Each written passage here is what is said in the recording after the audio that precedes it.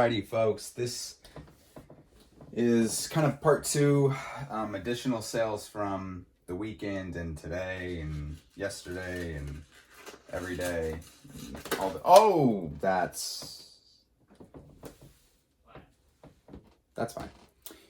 Here we have some vintage jewelry, some costume jewelry, necklace, and little danglers. This set sold for $25. Got that at an estate sale. We do a little bit of jewelry. We do a little bit of everything, as you can see. Here's some rivets, and got these out of a truck and trailer repair business buyout. Now, we had about 10,000 plus of these rivets. We're finally down to just a few thousand, and the way we've been doing these is loading them up in sets of 100 rivets and selling them for about $10 to $15 a set. Depends on the size of the rivet. If it's an alloy or fully aluminum, which the difference there is it's a little harder or a little softer. Automotive parts, do a lot of these. Here's my designation, H3. So I had a quantity of this. This is the last one, and let me see what I sold this guy for. $60. So I bought out a bunch of handles. You'll hear me say that a lot because that's how I like to get inventory, is I like to bulk buy. Your price per unit goes down, your risk goes down, and your margins just widen. So if you're out and you're buying whatever it is that you buy, if you're out buying that and there's more than one, just buy them all. Let's do that. Here we have a Ford T-Bird. It's like a window switch panel. And I knew it was Ford because you can actually see the Ford symbol in there, and I knew the date because all Ford parts have a decade, a year, and then the vehicle it fits and what type of part it is, whether it be engine related or interior or exterior, body, some kind of component. They all have some kind of indication, and that can mean that it's more or less valuable, but those are searchable. Anyway, this panel sold for $75. You don't know what I paid for it. Unless you really want to know, then you can ask, but not a lot. Again, something just kind of random in the front display case. This is a straight razor, so it's for shaving, old school.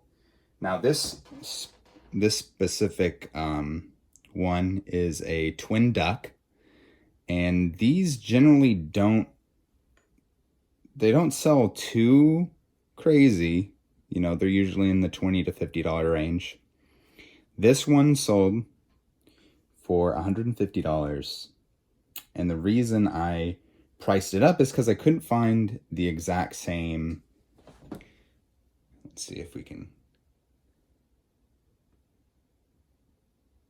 get it to go in focus. Okay, so I couldn't find the exact same like logo design, and it's made in Germany. So I couldn't find direct sold comps on eBay, and I found one on an auction house that had sold, and then another that was listed on some razor website for like $600. So I had this up for like $250. Someone offered me $150. That was in the ballpark for me. I was happy with that, so that's going out. This was part of just an automotive buyout. I didn't know I was buying this even. This sold for $20. It's just a box of chain of linkage. And Boydie at that. Here we have some old newspaper. So we got Nikhil's, or yeah, I think that's how you'd say that. Weekly stamp news. There's about 100 plus of these in a box. Erica divided them up by year and listed them from like $20 to $40. And we've actually sold through about half of these. So this lot I think sold for about 22, 24 bucks. And yeah, it's, this is 1924. So if you're into that stuff, that's exciting. This is like a flag banner. And this was actually screen used. And this is from the TV show Librarians. And we have, with this listed, Erica went into one of the episodes where this was featured and took a screenshot of it in the show, which just helped sell it. And that sold for 75 bucks. We've sold a lot of stuff that was from the TV show because it was filmed here, and that's where it was liquidated here in town. So we picked up a bunch of stuff. This is a cool t-shirt. Washington State Cougars, Bugs and Taz. And this t-shirt sold for $30. Pretty sweet. Vintage tees. Do well, as you probably know. Anyway, that's the rest of the stuff that's sold. So, thanks for tuning in. Check out our next videos. Oh my gosh. It has been a long day. I'm at the end of it here. So I wanted to preface this video with some thoughts on why you buy things. Yes.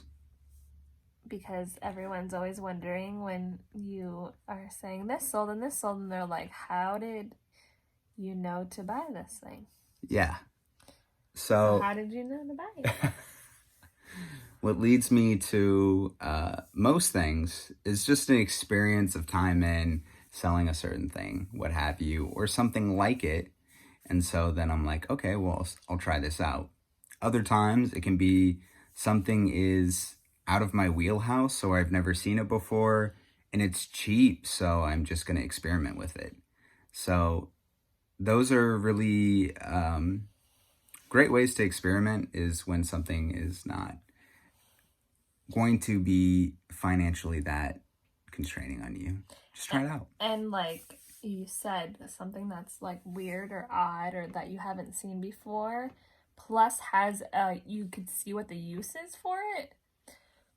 That's always like a good indicator that, oh, you're like, oh, I could use this. Somebody else could use this in their life. So I got a case of the sleeps. I'm very passionate about selling and sharing. So don't think that this reflects on my enthusiasm. It's just been a long day. It's been a whole day, an entire one. Oops.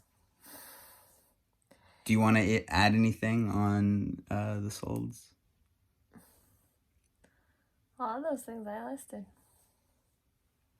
That's not true. What? I heard you say my name a few times when you were describing the things. Erica listed the banner and the necklace, the shirt, and the newspaper. That's like half. Oh, and the rivets. Oh, wait, we have something. So we have something to do on camera. Basically, you did list all those things. Except that chain. Where's that package? Oh, it's right there. And the automotive stuff and the straight razor. Alrighty, so what do we have here? We got a package from @LoveADeal on Instagram. IG. On the GGI. I have this. I don't want to show any addresses, but a cool healing PTSD stamp. What did we get? What do you think it is? Well, she kind of already indicated that it was a replacement. A toothbrush! Is it commenting on both our hygiene? Can you smell our breath from there? And our then utensils. another one, so we can have his and hers. But this isn't for our teeth. This is because this is the cleaning toothbrush that Jake uses to clean products. It's The other day, he despicable. just snapped the head off of it and it went flying.